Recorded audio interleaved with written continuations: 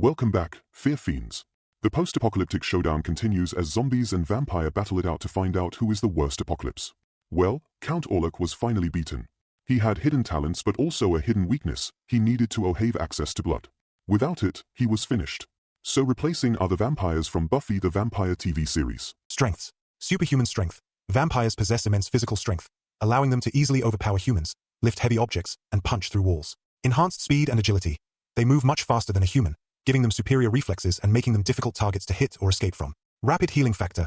Vampires heal quickly from most conventional injuries, such as cuts, broken bones, and blunt trauma. Functional immortality. Once turned, they stop aging and are immune to conventional diseases and natural death, granting them potential eternal existence unless killed by specific means. Enhanced senses. Their senses of sight, smell, and hearing are significantly amplified, making them formidable hunters. Psychic abilities. Select vampires powerful. Older vampires can exhibit abilities like hypnotism, mind control, or telepathy. Memories and skills from when they were human. Vampires retain the memories, knowledge, and proficiencies they possessed in life, giving them a significant advantage in strategy, manipulation, or particular trades, e.g., Spike's poetry, Angel's human remorse.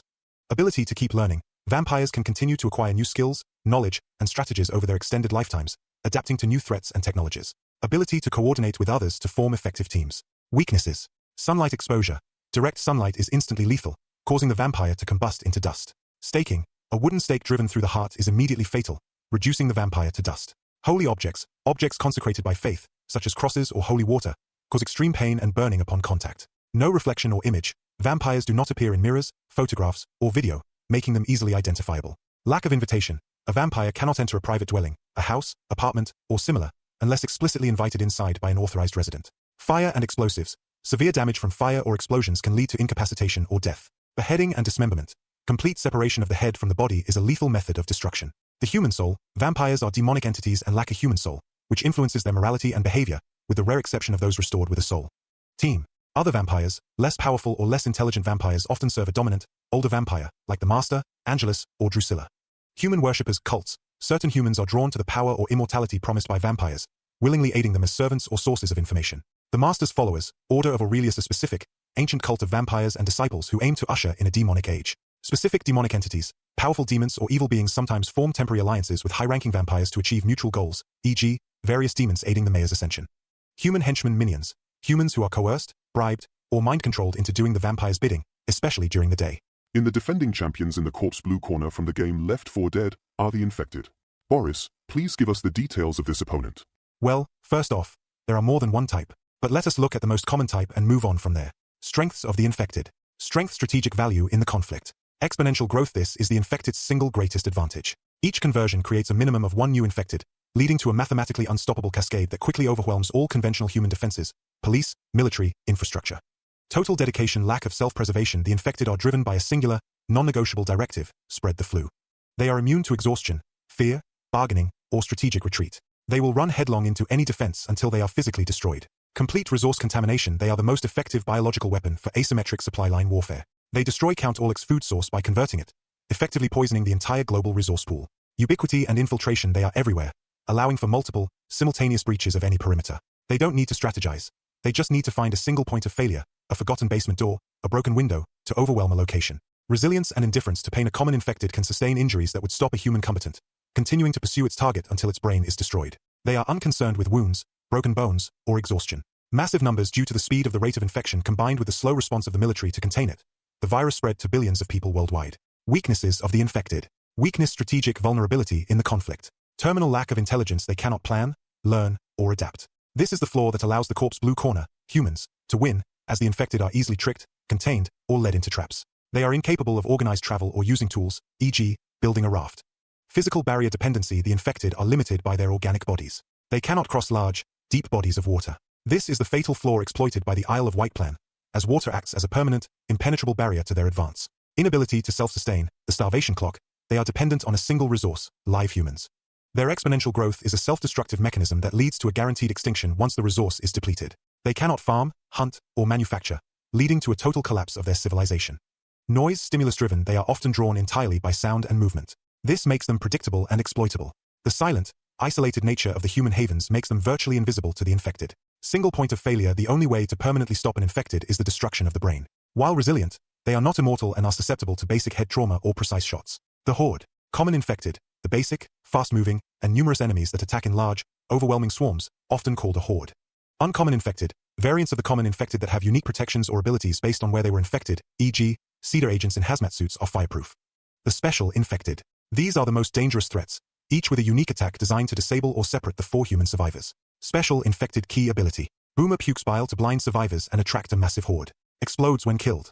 Hunter, an agile creature that can pounce and pin a survivor, repeatedly tearing at them. Smoker has a long, sticky tongue to ensnare survivors from a distance and drag them away. Witch sits and cries. If disturbed, she will attack the provoker and can instantly incapacitate or kill them. Tank, the massive boss-level infected with incredible strength, able to knock survivors far away and tear up the ground. Charger, L4D2, charges in a straight line, grabbing one survivor and repeatedly smashing them into the ground. Spitter, L4D2, spits corrosive acid that damages survivors over time if they stand in the puddle. Jockey, L4D2, hops onto a survivor's back and steers them away from their teammates, clawing at their head. The key concept in the Left4Dead games is that the special infected and the horde work together to eliminate the survivors. So let battle commence. The beginning is just like before, the disease spreads quickly and to survive it, humans will have to retreat to islands and the sea. And just like before, the vampires need access blood in order to maintain fighting strength. Affirmative, Doctor. If a vampire is unable to get access to blood over time, they go into a state of severe starvation and physical deterioration. Weakening, initially, they lose much of their superhuman strength and speed.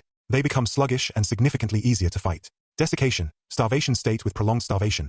The vampire's body continues to waste away. They become severely emaciated, skeletal, and their skin takes on a leathery, mummified appearance. Survival. While they become extremely weak and repulsive, they do not technically die of starvation.